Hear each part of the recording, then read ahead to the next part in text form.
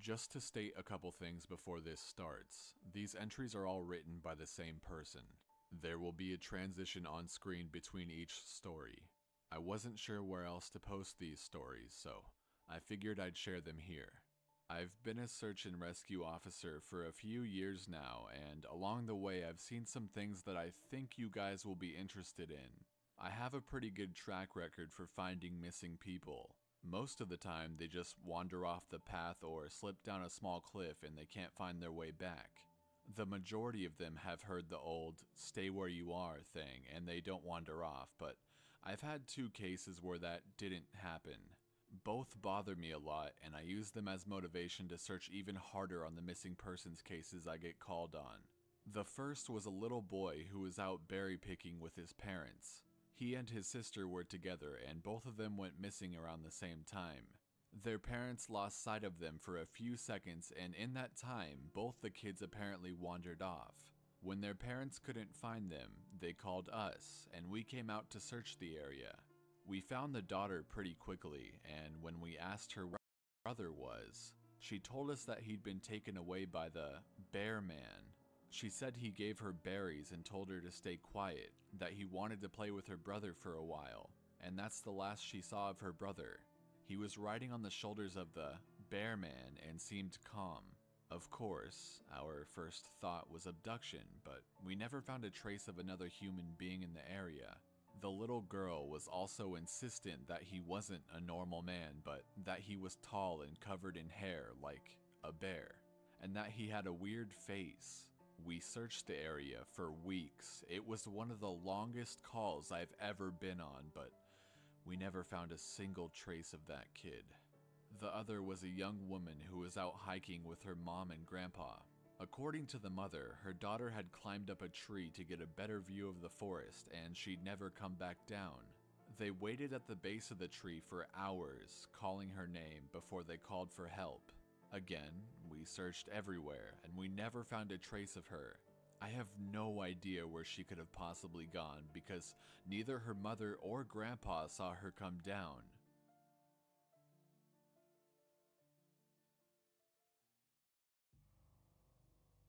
A few times, I've been out on my own searching with a canine and they've tried to lead me straight up cliffs. Not hills, not even rock faces.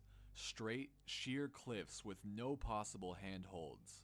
It's always baffling, and in those cases we usually find the person on the other side of the cliff or miles away from where the canine had led us. I'm sure there's an explanation, but it's sort of strange. One particularly sad case involved the recovery of a body. A 9-year-old girl fell down an embankment and got impaled on a dead tree at the base. It was a complete freak accident, but I'll never forget the sound her mother made when we told her what happened. She saw the body bag being loaded into an ambulance and she let out the... He walked up to the guy, and when the guy more rhythmic and deeper, it was almost insect-like. I don't know how to describe it. When we were within sight of base, the woman turns to me and her eyes are about as wide as I can imagine a human being can open them. She touches my shoulder and says, "He says to tell you to speed up. He doesn't like looking at the scar on your neck." I have a very small scar on the base of my neck, but it's mostly hidden under my collar and I have no idea how this woman saw it. Right after she says it, I hear that weird coughing right in my ear, and I just about jumped out of my skin. I hustled her to ops, trying not to show how freaked out I was, but I have to say I was really happy when we left that area that night.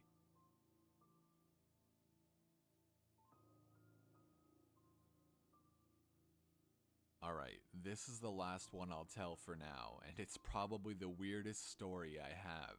Now, I don't know if this is true in every search and rescue unit, but in mine, it's sort of an unspoken regular thing we run into. You can try asking about it with other search and rescue officers, but even if they know what you're talking about, they probably won't say anything about it. We've been told not to talk about it by our superiors, and at this point, we've all gotten so used to it that it doesn't even seem weird anymore.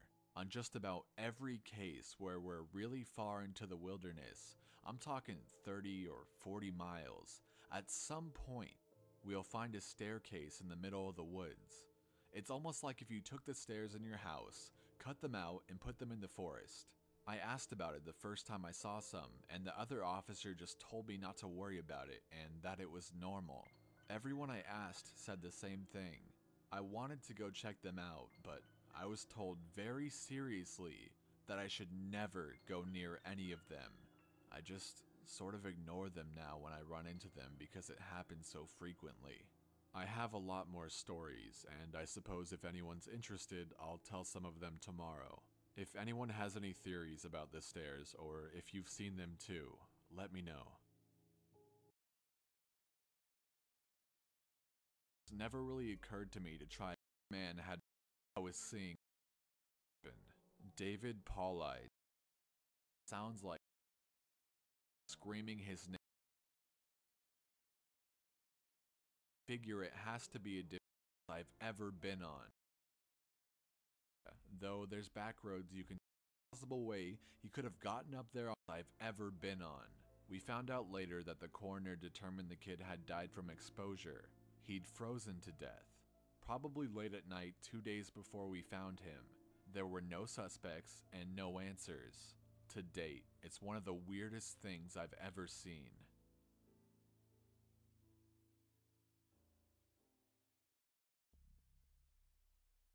One of my first jobs as a trainee was a search op for a 4-year-old kid that had gotten separated from his mom.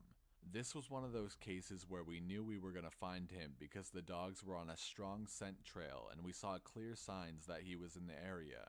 We ended up finding him in a berry patch about half a mile from where he'd been last seen. The kid wasn't even aware that he'd wandered off that far. One of the vets brought him back, which I was glad for because I'm not really good with kids, and I find it hard to talk to them and keep them company. As my trainer and I are headed back, she decides to take me on a detour to show me one of the hot spots where we tend to find missing people. It's a natural dip in the land near a popular trail, and people will usually move downhill because it's easier.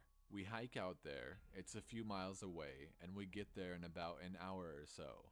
As we're walking around the area, and she's pointing out places she's found people in the past, I see something in the distance.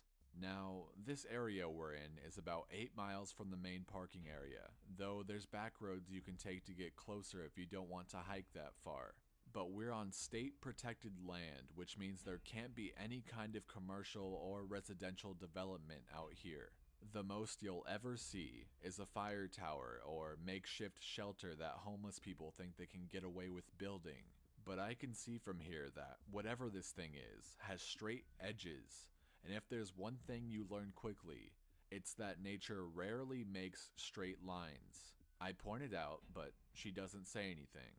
She just hangs back and lets me wander over and check it out. I get within about 20 feet of it, and all the hair on the back of my neck stands up. It's a staircase in the middle of the fucking woods. In the proper context, it would be the most benign thing ever. It's just a normal staircase with beige carpet and about 10 steps tall. But instead of it being in a house, where it obviously should be, it's out here in the middle of the woods. The sides aren't carpeted, obviously, and I could see the wood it's made of. It's almost like a video game glitch where the house has failed to load completely and the stairs are the only thing visible. I stand there, and it's like my brain is working overtime to try to make sense of what I'm seeing.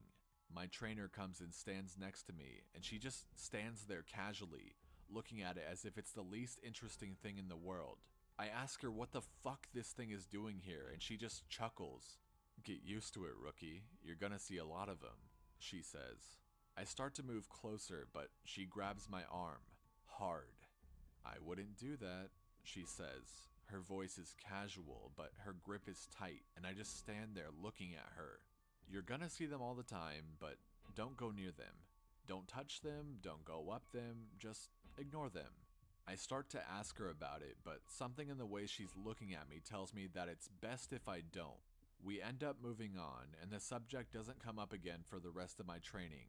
She was right though.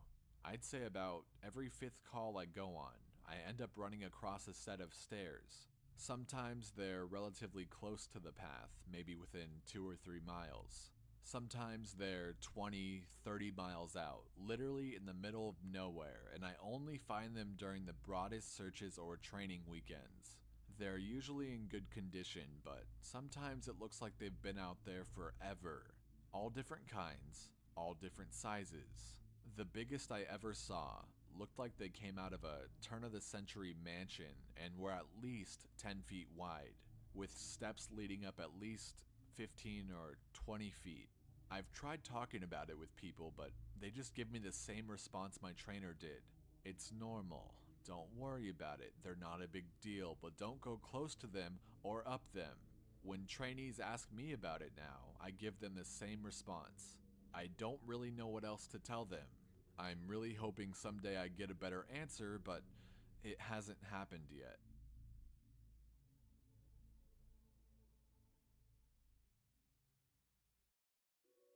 This is another one that was less spooky and more sad. A young man will find back to her trail to see. You'll all be very interested. Well, once again, you guys have blown me away with your staggering amount of responses to my stories. There's no way I can respond to each of you individually, so I'm just going to address some common things again, and then I'll move on to the stories. I'm going to write as much as I can think of in addition to my friends' stories, and I will probably not update again until I get a chance to answer some questions that I have myself for my superiors. Alright, so the common questions I found you all had. No, I'm not comfortable talking about where exactly I work, unfortunately. In all reality, some of the things I've mentioned here could get me in a lot of trouble or fired, so it's best if I don't discuss too much. I will say that I'm in the United States, and in an area that is comprised of a great deal of wilderness. We're talking hundreds of miles of thick forest with a mountain range and a few lakes. There is still a great amount of interest in the stairs, and luckily for you guys, my friend has a story that I think you'll all be very interested in. I'll go into that more at the end of this update.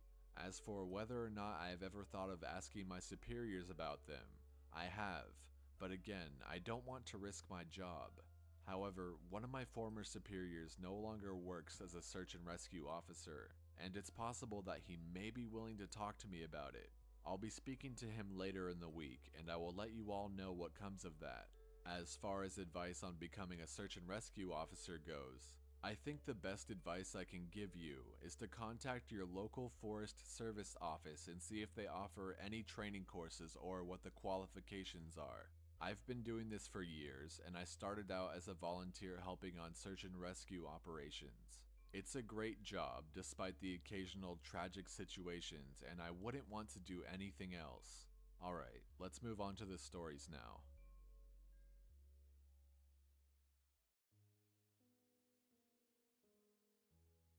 The first happened on a case that I went on right after I got out of training. Please get in every calls I've been on.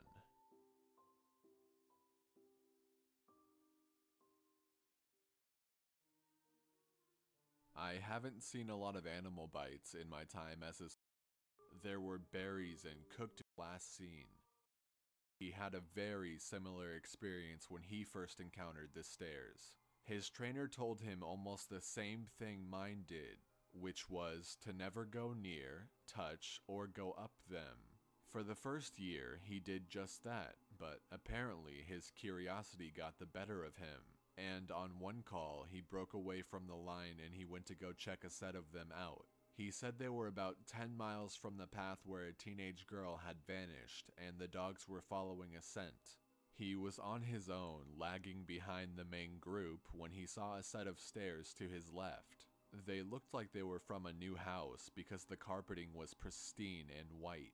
He said that, as he got closer, he didn't feel any different or hear any weird noises. He was expecting something to happen, like bleeding from his ears or collapsing, but he got right up next to them and didn't feel anything. The only thing he said that was odd was that there was absolutely no debris on the steps. No dirt, leaves, dust, anything. and there didn't appear to be any signs of animal or insect activity in the immediate area, which he found strange. It was less like things were avoiding them and more like they just happened to be in a relatively barren part of the forest. He touched the stairs and didn't feel anything except that sort of sticky feeling you get from new carpet. Making sure his radio was on, he slowly climbed the stairs. He said it was terrifying because the way they'd been stigmatized, he wasn't really sure what was going to happen to him. He joked around that half of him expected to be teleported to some other dimension and the other half was watching for a UFO to come swooping down. But he got to the top with little event and he stood there looking around. But he said the longer he stood on the top step, the more he felt like he was doing something very, very wrong. He described it as the feeling you would get if you were in part of a government building you had business being in, as if someone was going to come and arrest you or shoot you in the back of the head at any second. He tried to brush it off, but the feeling got stronger and stronger, and that's when he realized he couldn't hear anything anymore. The sounds of the forest were gone, and he couldn't hear his own breathing. It was like some kind of weird, awful tinnitus, but more oppressive. He climbed back down and rejoined the search, and didn't mention what he'd done. But he said the weirdest part came after. His trainer was waiting back at the welcome center after the search ended for the day, and he cornered my buddy before he could leave. He said his trainer had this look of intense anger, and he asked what was wrong. "You went up them, didn't you?"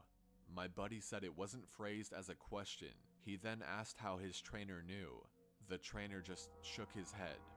"Because we didn't find her. The dogs lost her scent." My buddy asked what that had to do with anything. The trainer asked how long he'd been on the stairs, and my buddy said no more than a minute. The trainer gave him this really awful, almost dead-eyed look, and told him that if he ever went up another set of stairs again, he would be fired immediately. The trainer walked away, and I guess he's never answered any of the questions my buddy has asked him about it since.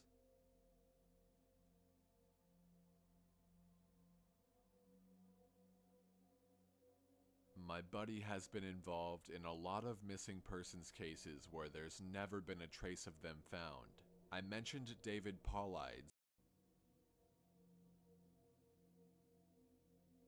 The last story I'll share from him was one that took place relatively recently, only a few months ago. They were out doing a recon for mountain lions. Stories to share with you. I've got enough that I'm going to break them into two parts, this being me repeatedly that she hopes the father is burning in hell as we speak. If you'd ask me, I don't even think I'd be able to tell you what state we were in. The next person I talked to was EW, a former trainer who now works as an EMT. He still comes to ops like this to help out, but doesn't work full-time for us anymore. He specialized in finding lost kids. He just seemed to have a sixth sense when it came to knowing where they'd gone. He's a legend among the senior vets, but he gets embarrassed if you compliment him on his work. He sat down with me at dinner one evening, and we ended up swapping stories. Most of them were just casual, but when we got on the subject of our more weirder calls, I mentioned that I had a buddy who had went up a set of stairs. He got kind of quiet and asked me if I'd heard of a little boy who disappeared from his park a few years back. I hadn't, so he told me this story.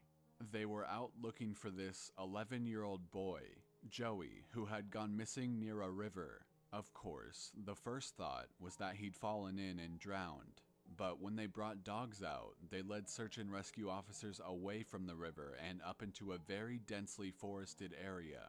When we do searches for people, we search in a grid pattern, and we searched every box of the grid and incredibly thoroughly. What EW's team noticed right away was that a very strange pattern was emerging. Dogs in alternating boxes were picking up Joey's scent, but losing it when they overlapped with another box. If you think of a checkerboard, Joey's scent was being picked up in random black squares, but never in red. This, of course, didn't make any sense, because how could this kid bounce from area to area without leaving a scent in each box he passed?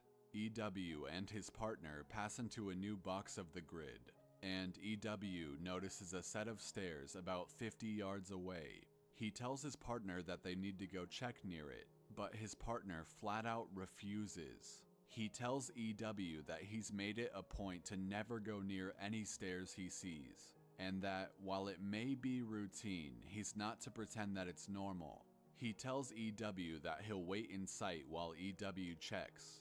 EW says that he was irritated, but he felt for the guy, and he didn't push him on the subject. He started speaking.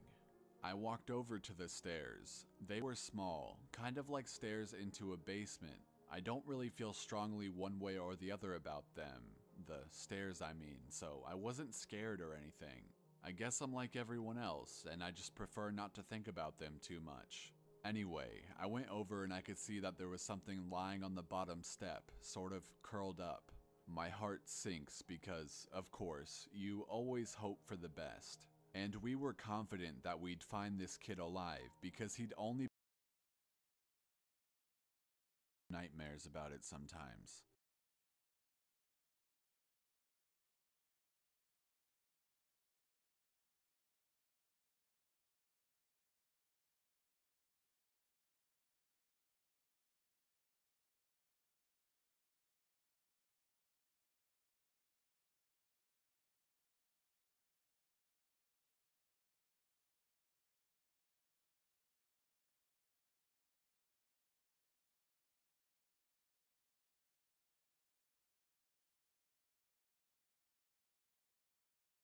That's something you should be afraid of.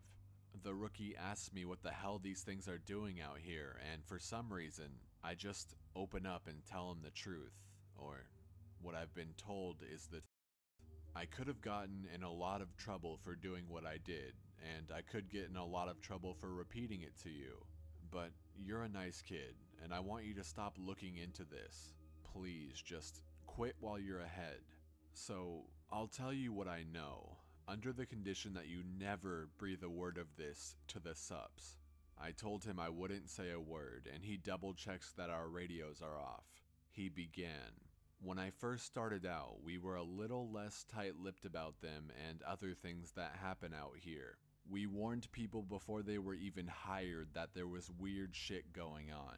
I guess the Forest Service was tired of having such a massive turnover rate and they wanted more people to know what they were getting into. So they started having people sign these agreements that they wouldn't go to the media about what they were going to see. The FS didn't want to scare people away, so the last thing they needed were spooked rookies running off to the media with stories of ghosts and haunted stairs. But eventually, they found that the agreements weren't necessary. People not only didn't want to talk about what they saw, they wouldn't talk about it at all. A few times, media tried to talk to people when kids or hikers would disappear and no one would say a word. I can't really explain it. I guess we just don't really want to admit anything is wrong. This is our job, to be out in the woods every single day. We don't need to be spooked, and the best way to avoid that is to pretend like everything's okay. So, I'll tell you everything I can think of, and after that, I'm done talking about it for good. And I expect you not to bring it up around me. Ever. The stairs have been out here for as long as the parks have existed. We have records going back decades describing them. Sometimes people go up them and nothing happens. Other times... Look, I really don't like talking about this, but sometimes really bad shit happens. I saw one guy get his hand sliced clean off when he got to the top step. He reached out to touch a tree branch and it happened so fast. 1 second his hand was there, and the next, it was gone. Completely clean off. We couldn't find his hand, and the guy, something bad always happens. Kids go missing as we're on their trail, someone dies the next day, cut in half in a completely safe area of the park. I don't know why, but something bad always happens. I don't know exactly why they're out here, but it doesn't matter. They're here, and if we were smart, we'd tell our new officers exactly what they're capable of. We were both quiet for a little while. I was afraid to talk because I wasn't even sure if he was done. He looked like he wanted to say something else. Finally, he spoke up again. Have you ever noticed how you can't find the same ones twice? I nodded, expecting him to continue, but he just stayed quiet, walking alongside me, and eventually he started a story about the biggest deer he'd ever seen in the park. I didn't bring up the subject again, and I didn't press him for any more stories. He dropped out of the op the next day. Apparently he left before the sun came up. He said he was sick. None of us have heard from him since he left. I'm going to stop here for the time being. I'll try and post the next part in the next coming days. It was one of the creepiest things I've ever seen. I switched the topic to the stairs a little later, and there was a definite shift in enthusiasm. No one spoke up at first. There's a real stigma around discussing them, even when we're away from work. But I broke the ice with a story of my own, and the guy who told the story about the faceless man told this one, although very quietly.